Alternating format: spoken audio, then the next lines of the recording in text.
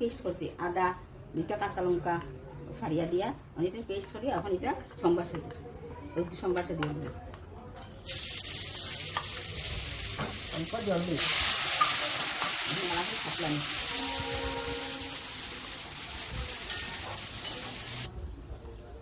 এক চামচ লবণ দিয়ে দিই,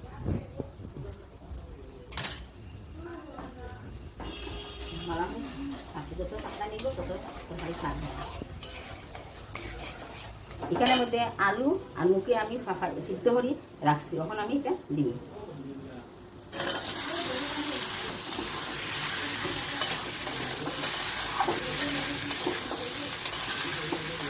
আমার সমস্ত হয়ে গেছে। এখন আমার মাছের মাথা আছে, এগুলোকে একটু আরও একটু লাড়াচাড়া করবো।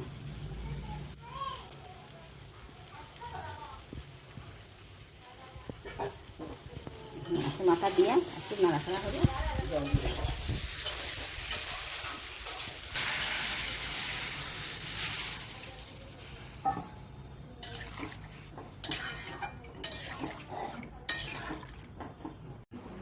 আমি মাছের মাথা দিয়ে মুখি দিয়ে যে মুড়িঘণ্টটা করছি এটা আমার শেষ হয়ে গেছে। এখন আমি নামাইমু, একটু ধনিয়া পাতা দিয়ে একটু ছিটিয়ে দিয়ে ধনিয়া পাতা দিয়ে আমি এখন নামাই নিই।